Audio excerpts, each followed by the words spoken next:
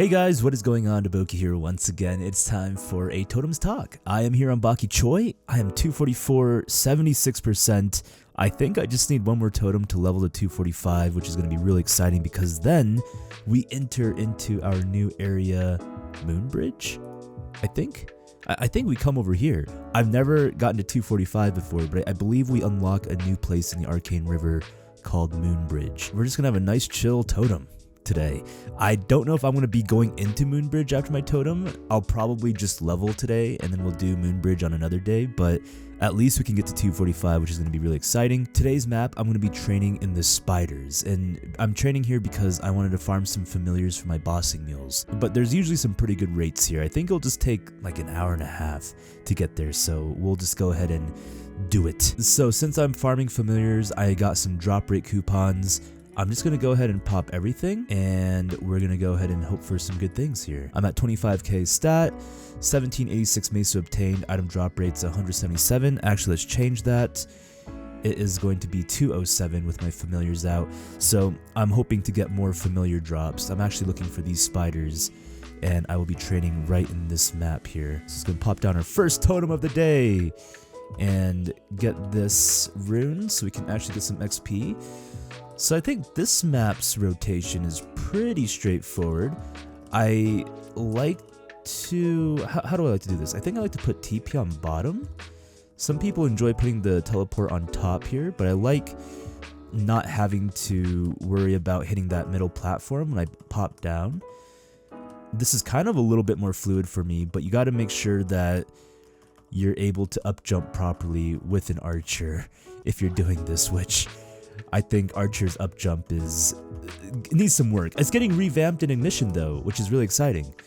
So we'll have a different up jump for archers then, but for now, we'll have to just deal with it. I've actually gotten quite used to the up jump with the archer. Oh, should I pop a battle analysis? Let me pop a battle analysis after this rune ends. I just kind of want to keep it going here as much as possible. So yeah, very stress-free map at the spiders. As you can see, we're just going back and forth here. Haven't really popped any of my other skills yet. Still getting warmed up with this totem. Let's go and claim this. And I believe we have a daily reward here as well that we need to claim. Oh, it's the pendant also. Ooh. I'm going to actually not even equip that pendant because I want Meso and drop. I want my full Meso drop right now, so I'm going to bypass that pendant. I'm going to go and do a little car wash skill there. Let that go, and then now I'm gonna cycle through and get all my goodies. I think like after my burst is done is a good time to like just cycle through and try to get all the mesos, rinse and repeat. And yeah, that's looking pretty nice. It's feeling good here. I actually just trained a Corsair the other day on stream, and guys, I gotta tell you, I think Corsair may have potential to be one of my like top 3 classes in Maple. It is a pretty awesome class. I'll have to do a little showcase in my thoughts on Corsair, but I was very impressed with 5th job. You know, like training up the Corsair to 200 was like, okay, you know, you're doing a lot of summoning, doing a lot of micromanaging in the map, and it wasn't really like capturing me, you know? Like usually it's pretty rare for a class to capture me on the train to 200. I think so far Marksman and Ice Lightning had that like wow, you know, factor when I was training 200, pre-200, but Corsair, it wasn't anything special. But once it hit 5th job, man, it blew me away. It was a really cool class. So I want to experience it a bit more because that was just my first impressions on it. And then once I get that feeling, then I'm going to have to figure out some things. I'm going to revisit my feelings a little bit more just because I have some plans on making Ice Lightning as my next bossing mule after I finish up my hero. So yeah, speaking of my hero, this is why I'm farming familiars, is because she just needs a familiar IED card, and then I think she'll be done. We'll do like a little also final showcase bossing with my hero and just kind of see where she's at. But I'm very excited to finish up her and her progression. She is getting very close to being just boss mule ready. And then after that, I gotta figure out, do I want to go Ice Lightning? Or do I want to go Corsair now? You know, I'm scared to start these new classes because I spread myself so thin because I like all the classes. They're a lot of fun once I start playing them. So I think maybe the play is just stop trying new classes until I like finish up my bossing meals, because it's getting dangerous for me. I can't be playing all these classes, and then there's all these other games that I've been wanting to play too. I feel like I'm just complaining that there's just too many things that I want to play. It's a good problem to have. Overwatch 2 just dropped, and I've just been loving it because it's just so nostalgic for me. If you guys been popping into my streams, I've been streaming that quite a bit these days, and it feels good. It's nothing different from Overwatch 1. Everyone always asks, what's different from Overwatch 1 and 2? Nothing really. I mean, they changed a few things that were noticeable if you've played a lot of Overwatch 1.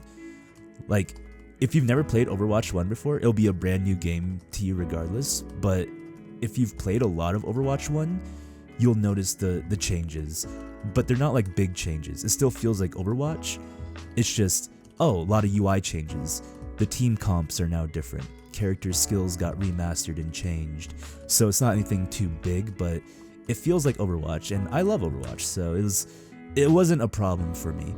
And yeah, I just don't know if it was right for them to name it Overwatch 2. I think that was an interesting marketing tactic that they tried to do. MapleStory 1 to MapleStory 2, they were allowed to name that MapleStory 2. Like, that was a big change. You literally went from 2D to 3D. But Overwatch 1 to Overwatch 2, it felt like MapleStory, if MapleStory like released a Destiny update and they called it MapleStory 3.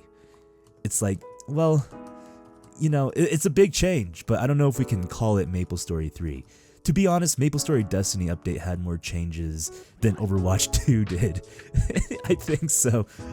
I'm not sure. I mean, all that being said though, I'm loving it, and it's a lot of fun, and that's a game that I've been playing a lot recently. Of course, a lot more story games I want to be playing too. I've been really loving like just the single player campaign story games.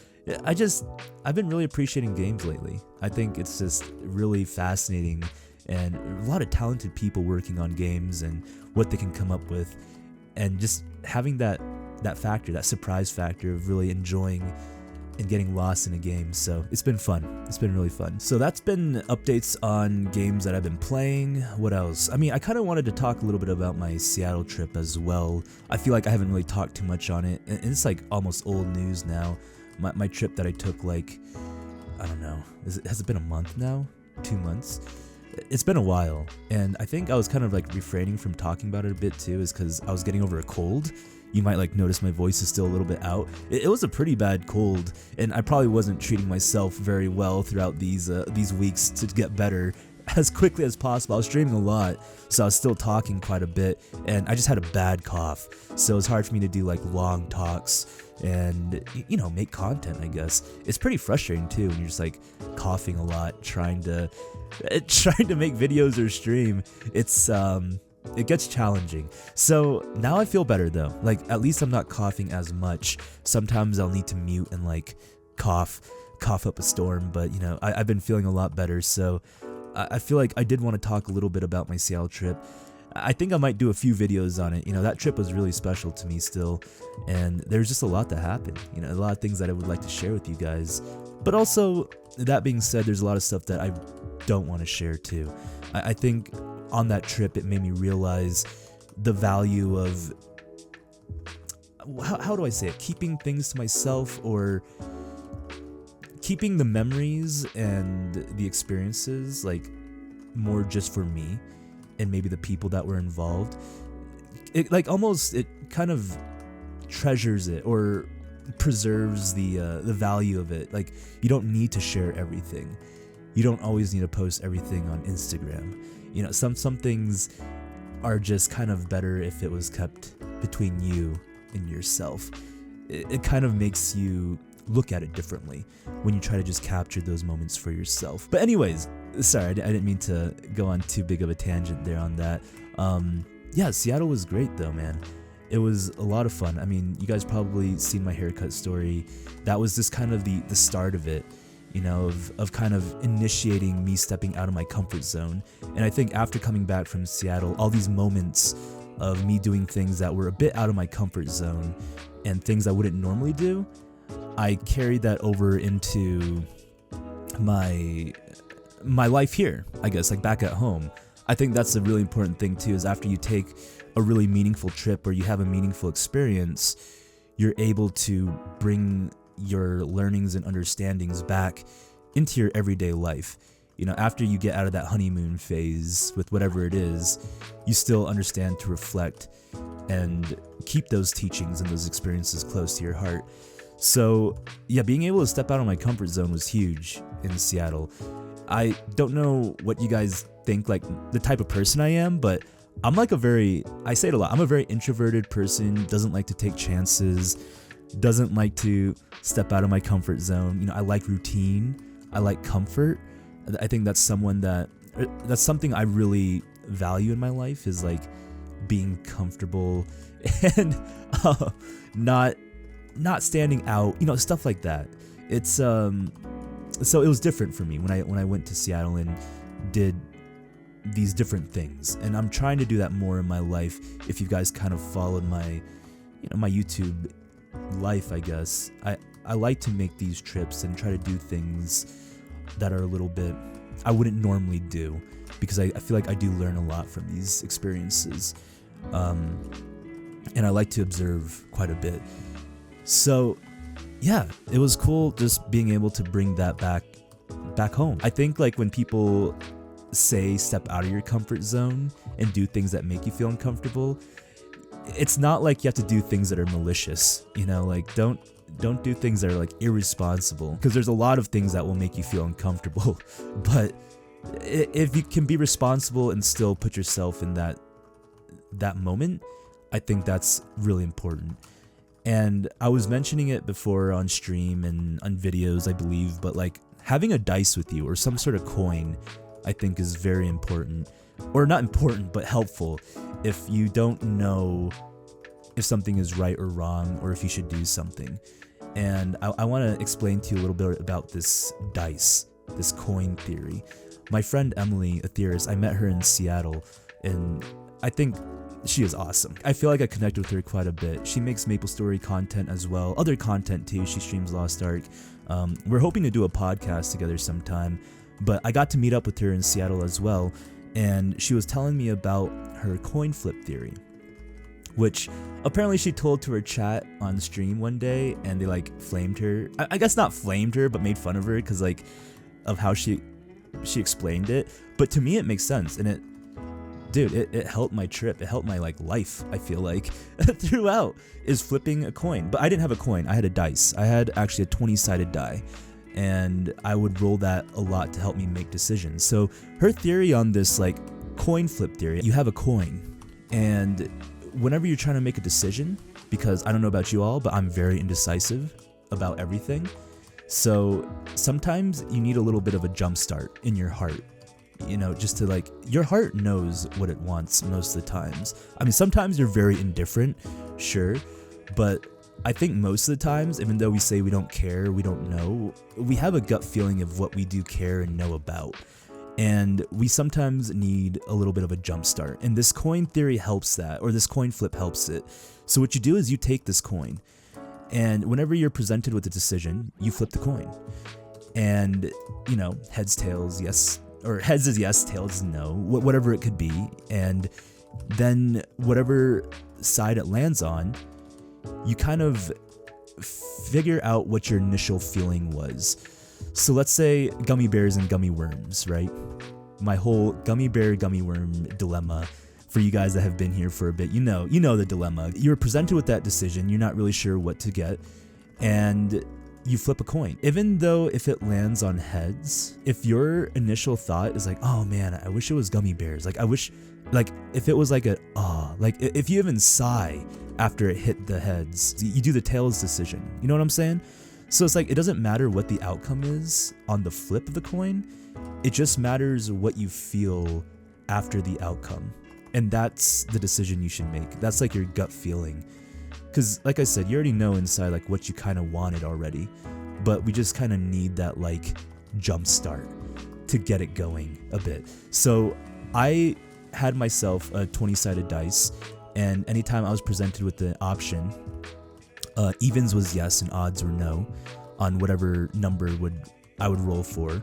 And I was able to make my decisions that way, and I'll say I had some pretty awesome experiences just kind of following the dice, but really I was following my heart, because we're not leaving it up to RNG. It's not RNG, it's our heart. You know, it's like I said, we're jumpstarting our heart, and at the end of the day, we're following our gut, and we're following what we really want deep inside. So it was really cool, being able to just have that, and being able to be more confident in myself making these decisions, because anytime I made a decision, I was believing in myself with whatever I was doing.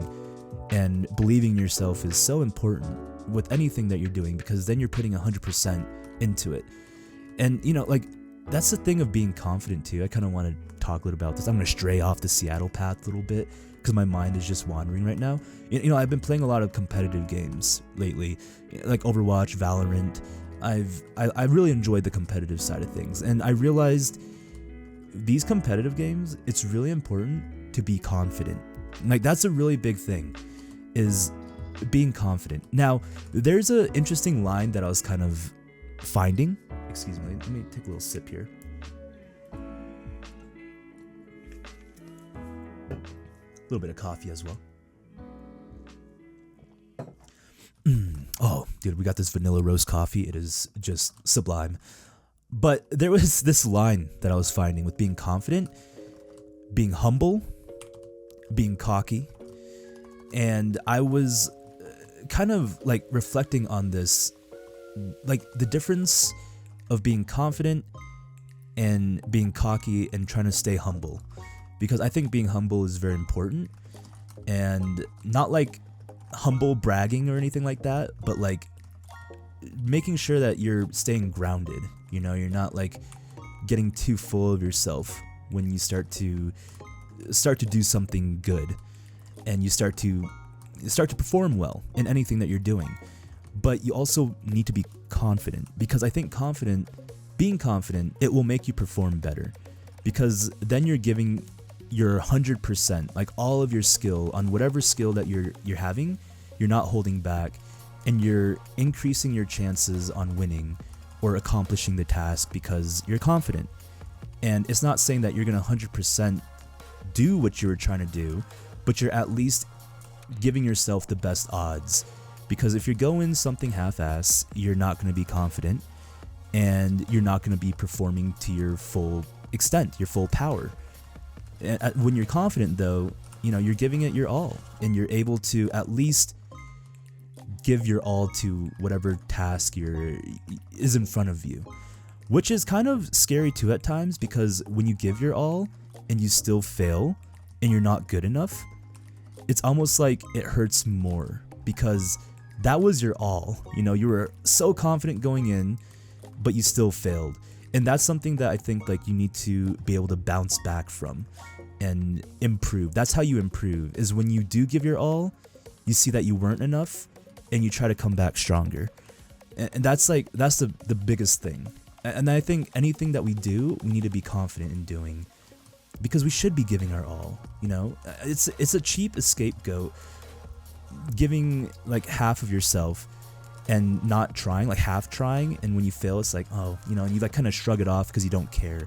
You know, that whole like that snarky I don't care vibe, like about anything, because you know, like you deep down you're like, oh, I didn't care about it. You know, it's like, I knew I wasn't gonna get it. You know, you already have that mindset of like a failure mindset. My bad, that was a big tangent. Going back into Seattle now, all right? Yeah, just making my decisions though, being confident about whatever choice I was making was so powerful. It was such a powerful feeling. I mean, it was little things, man. It wasn't even big things. It was like, should I go get coffee this morning? Or should I make it, you know, just in my Airbnb, right? Something like that. Like, deep down, I wanted to go out and adventure. But like, maybe there was a side of me that was like, oh, let's just be lazy and just make coffee in my room and chill out a little bit. You know what I mean? So like stuff like that, where it was like kind of leading me into these opportunities. So there was an experience that I had, and I wanted to talk about my unicorn that I found in Seattle. It was in Pikes Peak Market, which is probably going to be one of my 7 wonders of the world. I'm actually trying to put together like a list of the 7 wonders of the world for my personal list, I guess. So far it's Pike's Place Market in Red Rocks, Colorado. I'm still trying to find like 5 more places, you know, that are like really special. But Pike's Place Market, it's one of my favorite places in this world so far that I've experienced. I was in Seattle for 6 days, and I went to Pike Place Market 5 times. So I'm not saying 5 different days I went there. Some days I went back like twice, so I counted that as like 2 different trips, but I went there a lot. I fell in love with that area, and I think it wasn't like the actual stores and the apparel of it. I fell in love with the energy there and the people. I think I could really feel the passion of the people that were working there, and just the vibe that was in that area. It was really incredible. And I absorbed just a lot of good energies there. It was almost like when I went to Vancouver, and I just like absorbed a lot of good feels in that city. So a friend that lives in Seattle, they gave me some suggestions to check out, like some places to kind of go visit, right? It was really fun too, because they gave me like a list in Pike's Market, and they weren't with me. I was just by myself, and it was almost like a scavenger hunt. You know, I didn't want to look up a map or anything. It was just me kind of exploring the market and trying to find these places on my own, and it was really fun. I suggest you to do that. Like, find an area and get a list of restaurants or shops to check out, but don't look up where it's at. You know, just know that it's in that area and try to walk around and find it, because like we say a lot of times, it's not the destination, it's the journey, and you're able to kind of experience a lot of cool stuff. So I kind of had this scavenger hunt, you know, kind of finding these places and trying to guess. And if I was really lost, then I would ask someone. You know, I would ask someone where it was, or if they knew about this place, you know, and try to step out of my comfort zone on trying to communicate and just talk with people. So that was really fun, you know, trying to do that. So I was going around, you know, finding all these spots, like this crumpet shop and some nice clam chowder areas in Pike's Market. And then I got to this one yogurt shop on the list called Ellenos. And Elenos, it was like, I think it was a Greek yogurt shop of some sort. I don't know if it's been popular or not, but I was kind of thinking of it like, man, all right, well, I guess this is the next one up on my list. So I was walking around trying to find Elenos, and I was walking, and then I just could not find it. You know, I was like, I searched for a long time just walking around. So I finally pulled over to this little clothing shop in Pike's Market, and a lady was working there, and I tried to look for people that seemed like they were there for a while. You know, I saw the sign, here for 20 years or whatever. So I was like, oh, this person knows. This person has the knowledge. And I asked her, do you know about a shop called Elenos? And her face just lit up, like, oh, Elenos. And she's like, I haven't heard that name in so long. It's been maybe 4 months, but everyone was raving about Elenos. And she was telling me, yeah, you know, I think it's down in that corner, you know, the street corner. She gave me a few coordinates of where she thought it was at, like in the basement somewhere. So I was like, all right, so I'll go out and try to find this this yoga shop in a basement, you know, like not sketch at all. So I go into the corner of the street, and I go downstairs into the basement, and I see it's like almost like a Greek little supermarket area. There's a supermarket there. And then there was a yogurt shop. I was like, oh, this is Elenos. But the title of it didn't say Elenos. Oh, let me rebuff really quick. Let's check really quick what we got in our battle analysis. Little timeout. That was pretty good. 236 mil in 26 minutes. Okay. So these are my stats here, if you wanted to kind of gauge on how I was doing for the battle analysis. I'm going to turn this off. Actually, we'll just keep... Oh, I paused it. I'm just going to turn this off for now, and I'm going to pop my next set of buffs. The next 30 minutes. This is going to be a long Totem Talks. I'm warning you all. This one's going to be probably like mostly unfiltered, unedited for the most part, and I'm just going to be going. And you'll all just have to deal with it, of me just sitting here talking, because I can finally talk somewhat. So, you all are trapped. I'm going to trap you with my Totem Talks. Ellenos, back to the hunt for Ellenos. I went down to the basement. It was not shady at all. I was very surprised and pleased about that. Kidneys were safe. And I saw this yogurt shop, but it was not Elenos.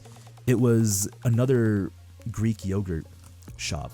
It was like fat Greek yogurt or something. I'm not sure what it was called exactly, but it was not Elenos. And I was like almost thinking this could be Elenos, but it was not. And I almost just gave up right there and was like, well, it's just yogurt. Let me give it a shot, you know? But for some reason, the way my friend like put it on the list, it was like, it made it seem like Elenos was very special. Like something I really should try to find.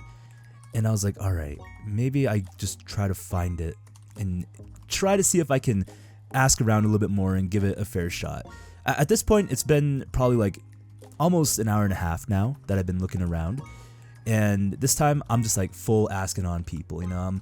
I'm going to every stand I can go to and try to see if they know anything about Elenos. I go to this flower shop. There's two gentlemen working there, and I asked them, have you heard of Elenos?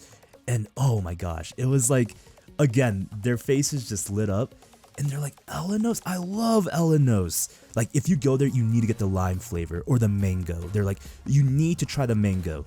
And they're telling me, you know, dude, Elenos is amazing. You're gonna love it. And they weren't really telling me where it was. They were just hyping it up for me so much that it got me super excited for Elenos. These two guys were like, they were just in love with Elenos, the yogurt. And I was like, okay. And I was like asking, do you know where it's at? And they're like, oh, you know, it's in that corner over there. It was in the basement the last time I saw, like around that area. And I was like, I went there and it wasn't there. And they're like, no, they're still there. Like I saw some people walking around with cups, with Elenos cups. It's got to still be there. So I was like, when did you see these cups being distributed? And they said, just like a few weeks ago. Like we haven't had time to go there in such a long time, but we know it's still there. And I was like, okay. So I was thinking, now this is really interesting. If they just said a few weeks ago, that yogurt shop down there looked like it's been there for a while. It doesn't look like it's just opened up a few weeks ago. So I was thinking maybe that spot, like that fat Greek yogurt, took Elenos' position. And I was like, no, it didn't seem like it. So I walked around a little bit more outside and I stopped by the smoothie stand and two girls were working there. And I asked them about Elenos. And oh my gosh, one of them just almost rolled on the ground and was like, where is it? Like almost like Batman, you know, asking about like, where is she? Like I was like almost terrified. I'm like, oh my gosh, like what? Like what's happening? And she was like serious. She was like, I don't know where that is anymore. I was like, what? And then the other girl's like, like I'm telling you, I don't know where it is. I'm telling you, it doesn't exist. And I was like thinking, what is going on? And she said, I saw some people walking with cups, and she pointed the opposite direction of the basement. And she said, I saw people walking with Elenos cups down that way. I think they moved. And, you know, I don't know. I was trying to find it during my lunch break and I just could not find it. And then it was like, I started to get really curious about this. I was thinking, did they close down? And they're like, no, because I just saw people walking with cups a few weeks ago. Like, they did not close down. They are here. They are here. And I was like, all right. And then she was like, please find Elenos and come back to me and tell me where it is. And I told her, I will report back to you, I promise. So I was like, this girl was serious. She wanted her Elenos. And then this made me want Elenos even more. And I started walking around and I walked all the way down to the end of the street, the opposite direction of the basement. And I found a guy selling posters, really beautiful posters. I think I took a picture of it. He was, you know, drawing this amazing art. And I was kind of, you know, looking at some of his work. I saw a picture of Denver and I was getting really happy. I was talking to him a little bit about his inspirations, and he was just such a passionate, wonderful guy. And then I asked him, you know, like, hey, have you heard of Elenos? And he says, oh man, that place is long gone. And I was like, what? He's like, yep, they closed down in the basement. Elenos doesn't exist anymore. And I said, well, the smoothie girls said they saw cups being walking around, you know, this area. And he said, they come back like once a month as a pop-up, like a stand. They actually they were doing so well, they moved out into Georgetown, Washington, a whole different city. And they made a brick and mortar shop. And they just have a pop-up shop now every once in a while here. where, you know, they'll come back and set up a tent for like one day a month, but they're not here permanently. So I was like, all right, I'm gonna do it. You know, I'm gonna break the scavenger hunt, and I'm gonna see where they're at. So I pulled up their information, and their phone number still links to the basement location. And I called it, and an automated voicemail picked up, and it said that they apologized for the inconvenience, but they moved to Georgetown, and they no longer exist in Seattle. And I was sitting there like, wow, like I'm not gonna have Elenos. And then I was kind of sitting there and thinking a bit, you know, I was like really tempted to Uber to Elenos, but I was thinking Elenos is kind of like my Eleanor. I don't know if you guys watched Gone in 60 Seconds with Nicolas Cage. It's a really cool like car boosting movie where they try to steal a whole bunch of cars, but Nicolas Cage in that show movie has one car that he was never able to steal, and he named it Eleanor, which was his unicorn. And it was the GT500 Mustang, I believe, the Shelby GT500. It was a really sexy black car, and I think like every time he tried to boost that car, it would almost kill him. So it was like his myth, his legend almost, his unicorn, yeah, his Eleanor, that he wasn't able to ever steal. It was just like such a powerful car that he just could not get his hands on. And I was thinking almost to myself, this Elenos is my Eleanor. This is my unicorn, something that I was never supposed to have in a way, but the mystery or like the magicalness of Elenos came from my experience of trying to find it, trying to obtain it. Like being able to meet all those people and hearing their stories and their experiences of Elenos and just how much they loved it, I lived through them. And this was my first time almost experiencing through others, because, you know, I like to experience a lot of stuff through myself or experience a lot of things for myself, but like experiencing through other people's experiences and living through others, it was really magical. You know, hearing their story. That's what I want to preserve as my memory and experience of Elenos, is what other people experienced and how magical it was for them. And this is just like a simple yogurt shop, you know, I don't think there's anything too crazy or special, but it's going to be really special to me now. And I don't know if I ever want to even go visit Elenos because of how special and meaningful the whole experience of not finding it was, and experiencing it again just through others. I know I could have like saved a whole bunch of time by just looking it up, but that's not how I like to live my life at times, is not just trying to get to my destination as quick as possible. I really appreciate the things that I experience along the way, the connections that I make. And it doesn't even have to be connections with others, just connections with myself. I talk about it a lot, but I think being able to have these moments with yourself it's life-changing. But that was my Eleanor. That was my unicorn, was Elenos, the yogurt shop. If you guys ever been there, I would love to hear your experience and, you know, what it was like for you. I mean, you don't have to like amp it up or hype it up for me. It's okay if it was just mediocre or mid for you, you know? You don't have to make it seem extraordinarily special. Yeah, I doubt it was, but I think just because of how I got to hear about Elenos and how people were just kind of telling me, it was pretty cool. I actually left out one more interaction I had when I went back to the basement, like I think the third time, at the above floor. Another flower shop was there, and there was a young girl and like an older man that was there, and I asked about Elenos, and the guy seemed just like so mad about me asking it, like almost it was offensive, like or he took it personally that Elenos was no longer there. And the girl, I think was like his daughter or something, was like trying to calm him down and be like the nicer angle of it, but he was just like, nope, they're gone, they're never coming back. And he almost like it almost sounded like he was hurt inside, like that was his favorite spot to go to. It was just like right underneath. So yeah, it was interesting, you know, encountering these people. And I went back to the Smoothie Girls a few times and just updated them on my findings. And when I told them that they were gone, they were just like, they were so sad. Or at least the one that was like choking me out almost for Elenos. The other one was like, I told you, you know, I told you it was gone. But Yeah, it was really cool. Anyways, man, how long have it? Dude, I feel like I was talking for like 40 minutes, guys. That was a long talk, eh? I don't know, this one might be my longest Totem Talks video. I don't think I'm gonna train the full 2 hours here. I think I just need to train like an hour and a half, which to level, I think that's what I'll do. I haven't really been finishing my totems lately. I've just been kind of training till I'm done. You know, like all right, that's a good time to stop there. There's a question that's asked a lot of times about my marksman on when I'm gonna hit 250. I'm gonna probably hit 250 by like the end of the year if I'm lucky.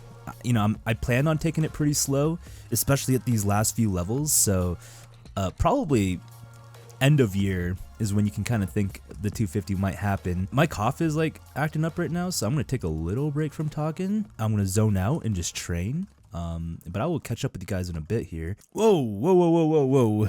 I was definitely zoning out a bit hard there. I almost missed my level, 99%, 0.69. Let's go. It was really nice, man. I was gonna watch something. I was gonna watch some anime. New Spy X Family season just started, I believe, so I was gonna get caught up on that, but I just started zoning out with music. It was super relaxing. A little too relaxing. 99.9. It is coming, ladies and gentlemen. 245 right here around the corner. All right, I think we're gonna get the level. There it is, 245. Let's go. Oh my gosh, let's get it. Wow. You know what I'm really excited about? Yeah, let's be honest. I'm excited about the new node slot. Yes, more nodes.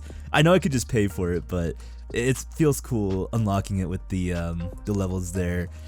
Very nice. Yo, let's go, BokiChoy. Yeah. I heard it gets really hard, 245 to 250. This XP jump is pretty insane. But a little bit of a status update on our items. We have 169 of these common familiar cards and 26 rare ones, which I really hope we can get 1 IED familiar with those. I kind of want to train out the rest of my buffs here, this 20 minutes, and then I will probably call it. I think I have 30 minutes left, but I'm just gonna stop at this. Buffs are about to end here. I got about 1 more minute on everything across the board for my 30-minute buffs at least, and I think I am good. I might call this one. This was a really nice training session. Let me see here. Did I hit 800? I did. 838 mil. Awesome. 838 mil, 225 common familiar cards, 37 rares. This was a pretty sick training session. 36 nodes.